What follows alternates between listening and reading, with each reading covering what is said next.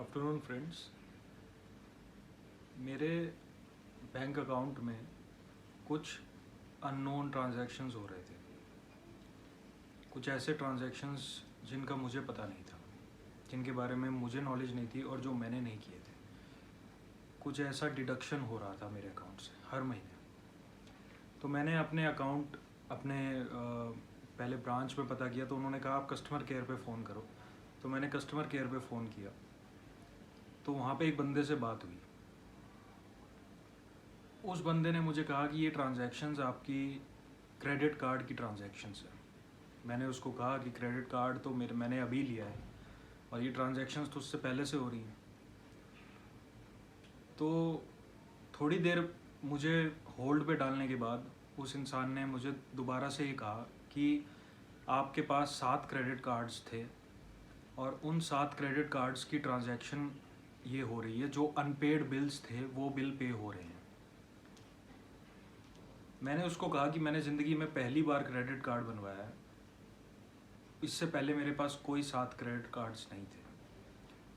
उसने मुझसे कहा सर आप मानना नहीं चाहते, लेकिन ये ट्रांजैक्शंस आपके उन क्रेडिट कार्ड्स के बिल्स की ही हैं, आप ये बात एक्सेप्ट नहीं करना चाहते। मैंने उसको बहुत पोलाइटली कहा कि मेरे पास क्रेडिट कार्ड्स नहीं थे और मुझे लगता है ये कुछ फ्रॉडुलेंट ट्रांजैक्शंस हैं जिनके बारे में मैं रिपोर्ट करना चाहूँगा। उसने मेरी बात पे गौर ना करते हुए मुझे दोबारा ये कहा कि आप चेक करिए, ये आपके क्रेडिट कार्ड्स की ही ट्रांजैक्शंस हैं। मेरी बात सुनने की बजाय उसने उन ट्रांजैक्शंस के लिए मुझे ही जिम्मेदार ठहराया। उसने कहा आपको शायद याद नहीं होगा कि आपने ये ट्रांजैक्शंस कब करी थी, लेकिन आप ही ने करी हैं ये ट्रांजैक्शंस। एक बात मैं ये बताना चाहता हूँ कि जब भी आप किसी भी कॉल सेंटर एम्प्लॉय से बात करते हैं, उनकी पूरी जिम्मेदारी होती है, उनकी पूरी की पूरी रिस्पॉन्सिबिलिटी होती है आपकी मदद करना और तब तक फ़ोन ना काटना जब तक कि आपका इशू रिजॉल्व नहीं हो जाता। मेरा इशू रिजॉल्व भी नहीं हुआ था और मेरा फ़ोन होल्ड पे डाल दिया गया बिना मुझसे पूछे और अल्टीमेटली वो फ़ोन कट हो गया। मेरा इशू रिजॉल्व नहीं हुआ। कॉल सेंटर एम्प्लॉयज़ हमें फ़ोन करते हैं कोई ना कोई स्कीम बताने के लिए, किसी न किसी अपॉर्चुनिटी के लिए, जिसके लिए हम उनका फ़ोन नहीं उठाते या कई बार हम इरिटेट हो जाते हैं। लेकिन इसका ये मतलब नहीं कि वो अपनी ड्यूटी से भागेंगे या अपनी ड्यूटी को पूरी तरह से नहीं निभाएंगे। अगर कोई कॉल सेंटर एम्प्लॉय आपका काम पूरी तरह से नहीं करता है, अगर आपने फ़ोन किया है, तो आप उस एम्प्लॉय का नाम पूछ सकते हैं, आप ये पूछ सकते हैं कि उसने क्या एक्शन लिया, और उसके बाद भी अगर आपको लगता है कि सेटिस्फैक्ट्री एक्शन नहीं लिया गया, तो आप उसके सीनियर से बात करने के लिए आप उससे रिक्वेस्ट कर सकते हैं और उसको आपको अपने सीनियर से बात करानी ही पड़ेगी। तो इसीलिए मैं आपको ये बताना चाहता हूँ कि कॉल सेंटर एम्प्लॉयज़ का काम जो है वो कोई इतना बहुत साइंटिफिक या कोई बहुत मुश्किल काम नहीं है। उनके सामने एक कंप्यूटर सिस्टम होता है, जब भी कोई कॉल आती है उनके कंप्यूटर सिस्टम पे पता चल जाता है कि कोई कॉल आ रही है। वो उस कॉल को पिक करते हैं और जो भी कस्टमर अपनी कंप्लेंट बताता है, अपनी प्रॉब्लम बताता है, उस प्रॉब्लम के हिसाब से एक कंप्यूटराइज्ड सिस्टम उसका सोल्यूशन बताता है।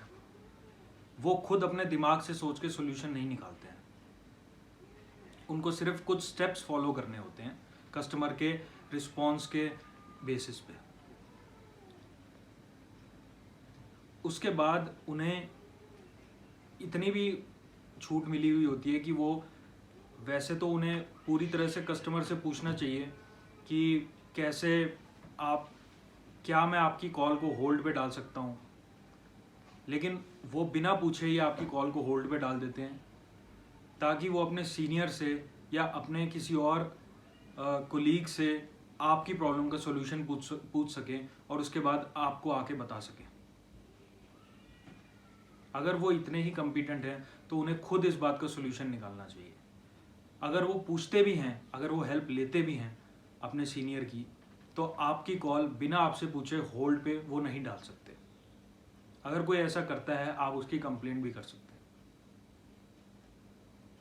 तो मैं सिर्फ आपको जागरूक करना चाहता हूं कि अगर आप किसी कॉल सेंटर पे फ़ोन करते हैं तो आप क्या कर सकते हैं और कैसे अपने इशू का समाधान निकाल सकते हैं। पूरी तरह से कॉल सेंटर एम्प्लॉयज़ आपके लिए डेडिकेटेड होते हैं, लेकिन उनका जिस तरह का काम रहता है वो आपकी मदद उतनी नहीं कर पाते हैं जितना कि उनको करनी चाहिए, जिसके लिए ये बहुत ही दुखद बात है। उनका काम एक कंप्यूटर के द्वारा हो रहा है, उसके बावजूद वो सोल्यूशन निकालने में सक्षम नहीं होते। क्या ये सवाल उनकी कॉम्पिटेंसी पे नहीं उठाया जा सकता? तो इसीलिए कभी भी कॉल सेंटर पे फ़ोन करें, अब मेक श्योर कि आप पूरी तरह से सोल्यूशन निकाल पाएँ और पूरी तरह से सेटिस्फाइड होके ही कॉल काटें। जब तक आप सेटिस्फाइड ना हो सोल्यूशन से, प्लीज़ कॉल कट ना करें और उनको भी कट ना करने दें। तो आज का सबक सिर्फ इतना ही। ये सेशन, ये वीडियो कॉल सेंटर एम्प्लॉयज़ को डिग्रेड करने के लिए नहीं बनाया गया है। ये सिर्फ ये दर्शाने के लिए बताया गया है कि हर इंसान को कभी ना कभी अपनी लाइफ में किसी ना किसी बात के लिए कॉल सेंटर पे फ़ोन करना पड़ जाता है, लेकिन उन्हें सिर्फ हैरेसमेंट का ही फेस करना पड़ता है और उनको बहुत ही कम केसेस में पूरी तरह से सोल्यूशन मिलता है।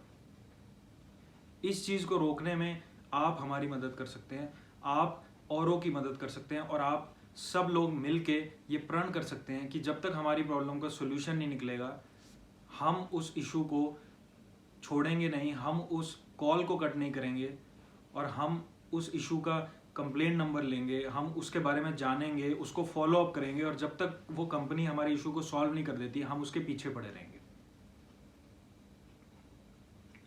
ये लोग तो चाहते हैं कि आप इशू को जल्दी से जल्दी ख़त्म कर दें।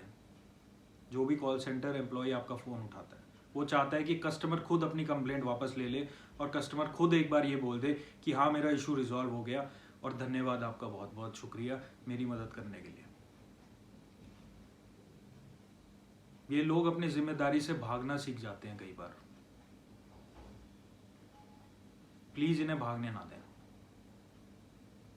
आज का सबक सिर्फ इतना ही। Thank you so much. नमस्कार।